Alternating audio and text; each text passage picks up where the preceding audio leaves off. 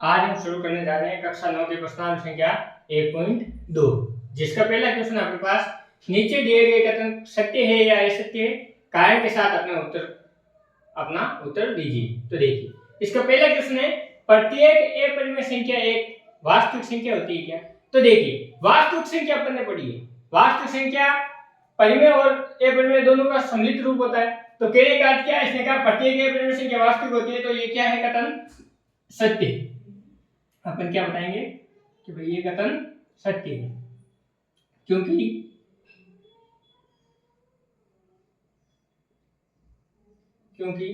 अपने वास्तविक संख्याएं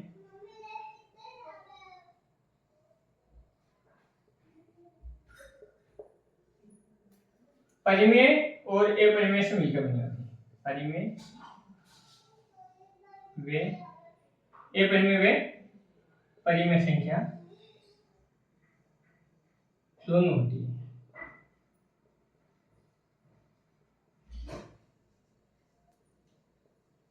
अभी दूसरे संख्या रेखा पर प्रत्येक बिंदु √m के रूप में होता है, जहां m एक प्राकृत संख्या है। तो देखिए, संख्या रेखा इस प्रकार से होती है, यहाँ पे बीच में 0, इधर -1, -2, -3, ऐसे करके आगे से आगे चलते रहता है। इधर +1, 2, 3, 4 ऐसे करके आगे से आगे चलती रहती है। तो देखिए, इसने क्या है, अपने को प्राकृत संख्या लेनी क्या, m को प्राकृत संख्या लेना है, अर्थात m की वैल्यू क्या लेनी है, 1, 2, 3 ऐसे करके संख्या लेनी है। और इसको अंडर में रखेंगे तो देखिए √2 की वैल्यू निकल सकती है 1.414, ऐसे √3 की भी निकल सकती है। तो सारे के सारे मान जितने भी आएंगे वो क्या आएंगे, पॉजिटिव। परंतु अपनी संख्या रेखा में क्या है, नेगेटिव नंबर भी है, तो अपन इस कथन को क्या कहेंगे कि असत्य है। क्या है, असत्य। और अपन बता देंगे कि प्राकृत संख्याओं का वर्गमूल, प्राकृत संख्या का वर्गमूल धनात्मक होता है, धनात्मक होता है।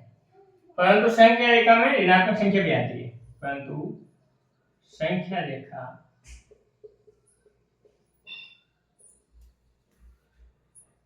में ऋणात्मक संख्या भी सम्मिलित होती है, ऋणात्मक संख्या भी सम्मिलित होती है। अब देखिए, इसका तीसरा क्वेश्चन, इसने बोला प्रत्येक वास्तविक संख्या एक अपरिमेय संख्या होती है। तो देखिए, वास्तविक संख्या जो अभी अपन ऊपर वाले क्वेश्चन में भी देखा है, जो वास्तविक संख्या होती है उसमें क्या क्या होता है कि वास्तविक संख्या परिमेय और अपरिमेय दोनों होती है। तो परिमेय और अपरिमेय दोनों होती है। और इसमें क्वेश्चन में क्या देगा, प्रत्येक वास्तविक संख्या एक अपरिमेय संख्या होती है। तो अपरिमेय संख्या नहीं होती तो अपन क्या लिखेंगे, ये कथन क्या है, असत्य। और क्या बता देंगे, वास्तविक संख्या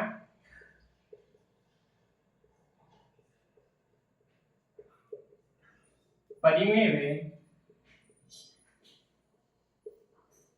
अपरिमेय दोनों होती है। इस प्रकार अपना क्वेश्चन नंबर जो 1 है वो सरल हो जाता है।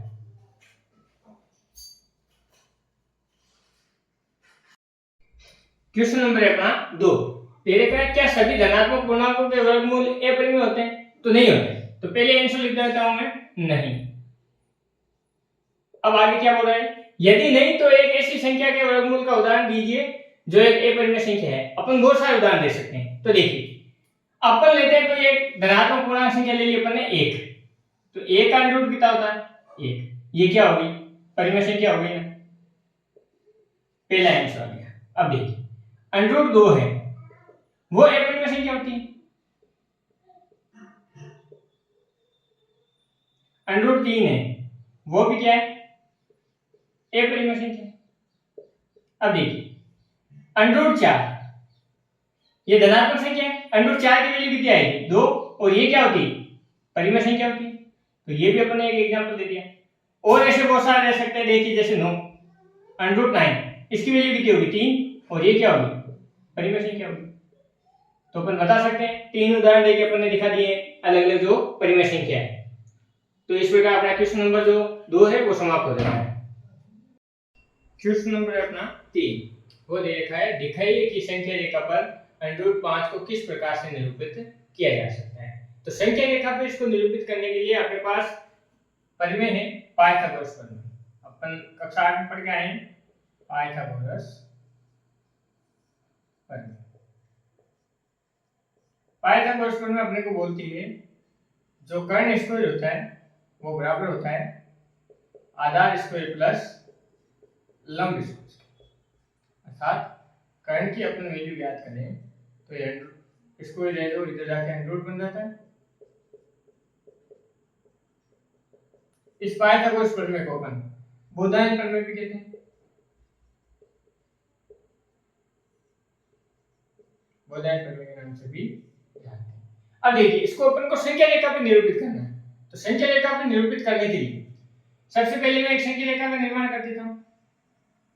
ये देखिए यहाँ बीच में मैंने लिख दिया 0, यहाँ से 1 2 3 ऐसे करके आगे चलती रहेगी 4, इधर भी देखो -1 -2 समान दूरी पे अपने ये चलता रहता है। अब देखिए अपन मध्य बिंदु से लेके अपने को अंडर रूट 5 की वैल्यू ज्ञात करनी है, तो मैं यहाँ से ये 2 इकाई ले लेता हूँ। तो यहाँ से मैंने ले लिया 2 इकाई। हाँ 2 इकाई मान लेके यहाँ पे अपन जो अपने पास d होता है d रख के यहाँ से अपन एक कोण का निर्माण करेंगे 90 डिग्री के एंगल का। ये जैसे 90 डिग्री यहाँ आया, मैं इसको मिला दूंगा। अब देखिए अब मेरे को 1 सेंटीमीटर 1 इकाई दूरी लेनी है, 1 इकाई दूरी लेके और मेरे को क्या करना है चाप काटना है। तो यहाँ पे मैं चाप काट दूंगा, ये चाप काट दिया। अब ये जो चाप बना है वो कितना है 1 इकाई, ये 2 इकाई है, ये 1 इकाई। अब इस जो चाप कटे हुए बिंदु से इसको अपन मिला देना, ये जो अपने क्या आ जाएगा ये देखिए यहाँ पे लिखा है 90 डिग्री का एंगल है, इसके सामने वाली भुजा क्या होती है कर्ण, ये अपने पास क्या हो गया लंब, और ये अपना आधार।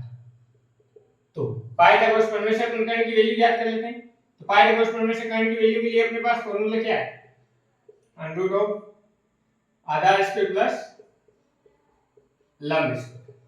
तो देखिए आधार की वैल्यू अपने पास 2 है, 2 का स्क्वायर प्लस लंब की वैल्यू 1 है, तो 2 का स्क्वायर होता है अपने पास 4 और 1 का स्क्वायर 1 का, साथ कितना आ गया अंडर रूट के 5। तो यहाँ पे कर्ण की जगह पर कितना लिख देंगे अंडर रूट के 5। अब देखिए यहाँ से लेके जो यहाँ तक की दूरी है इसको अपन इस प्रकार से ऐसे मिलाएंगे, और देखिए ये इस संख्या रेखा पे जहाँ पे ये काटता है वो अपने पास क्या आ जाएगा अंडर रूट 5। तो देखिए इसको अपन ऐसे डॉट से मिला देते हैं, और ये जो जहां पे काट रहा है ये मान अपना क्या है अंडर रूट 5। इस प्रकार अपन अंडर रूट 5 की वैल्यू ज्ञात कर सकते हैं। इससे अपन अंडर रूट 3 भी ज्ञात कर सकते हैं, अंडर रूट 2 भी ज्ञात कर सकते हैं, अंडर रूट 7 भी ज्ञात कर सकते हैं। जितने भी अंडर रूट की वैल्यू वो अपन संख्या रेखा पे ज्ञात करके दिखा सकते हैं। तो अपना क्वेश्चन नंबर जो 3 है वो इस प्रकार सॉल्व हो जाता है। क्वेश्चन नंबर अपना 4 कक्षा के लिए किए कला पे वर्गमूल सर्कल की अपने को क्या करनी है रचना करनी। तो अपने पिछले क्वेश्चन में किया था संख्या रेखा पे, अपन यहां से ले लेते हैं संख्या रेखा, यहां से ले लेते हैं ये 0 है और ये 1 है, 1 सेंटीमीटर ये 1 इकाई अपन ने ले लिया आधार संख्या रेखा, और इसको 90 डिग्री के एंगल में यहां पे अपन d रख के इसे 90 डिग्री का एंगल बनाएंगे, और 90 डिग्री के एंगल को अपन यहां से मिला देंगे। मिलाने के पश्चात 1 इकाई यहां लिए तो 1 इकाई यहां पे लेके अपन एक इस पे चाप काट दें, ये चाप काट दिया अपने। अब देखिए इसको अपन इससे मिला दें,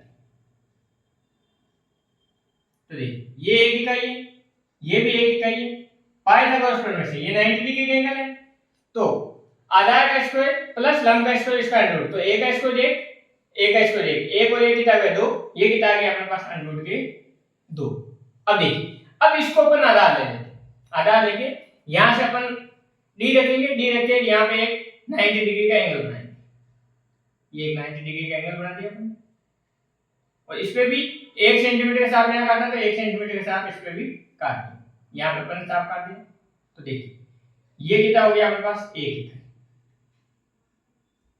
अब यहाँ पे 90 डिग्री का एंगल बना है, तो इस बिंदु को इससे मिलाएंगे। अब देखिए अंडर 2 का स्क्वायर करें तो कितना आएगा, 2 2 प्लस 1 कितना हो गया, 3। तो ये कितना आ गया अपने पास, अंडर के 3। अब देखिए अब आधार ये हो गया, तो अब यहाँ पे अपन इस पे डी रखे, यहाँ से एक 90 डिग्री का एंगल खींचेंगे। तो देखिए इधर एक 90 डिग्री का एंगल अपन बना देते हैं, यहाँ बनाते हैं 90 डिग्री। अब देखिए 1 सेंटीमीटर का हिसाब लिया तो 1 सेंटीमीटर का हिसाब भी यहाँ पे इसको काट के अब इसको अपन इसको मिला देते हैं। तो देखिए ये 1 सेंटीमीटर है, ये आधार, ये लंबाई। तो देखिए अंडर 3 का स्क्वायर कितना हो जाएगा, 3, और 1 का स्क्वायर कितना है, 1। तो अंडर 3 प्लस 1 कितना हो गया, अंडर के 4। हालांकि अंडर 4 की वैल्यू 2 हो जाती है, परंतु अपन इस सर्कल का निर्माण कर रहे हैं तो ऐसे अपन इसको आगे से आगे बढ़ाते रहेंगे। अब देखिए अब यहाँ पे अपन डी रखे, यहाँ से 90 डिग्री का एंगल बनाते हैं, ये अपन 90 डिग्री का एंगल बनाते हैं। अब देखिए यहाँ से एक चाप काटते हैं 1 सेंटीमीटर का, तो ये अपनी दूरी कितनी होगी, 1 सेंटीमीटर। अब देखिए इसको इससे मिलाना आपने, मिला दिया आपने। अब देखिए अंडर 4 का स्क्वायर कितना होगा, 4 प्लस 1 कितना हो गया, 5। तो ये क्या आ गया, अंडर के 5। ऐसे करके अपन इस सर्कल के पूरे का निर्माण कर सकते हैं, और ये पाइथागोरस प्रमेय से सिद्ध होगा। इस प्रकार अपना क्वेश्चन नंबर जो 4 है वो सरल हो जाता है।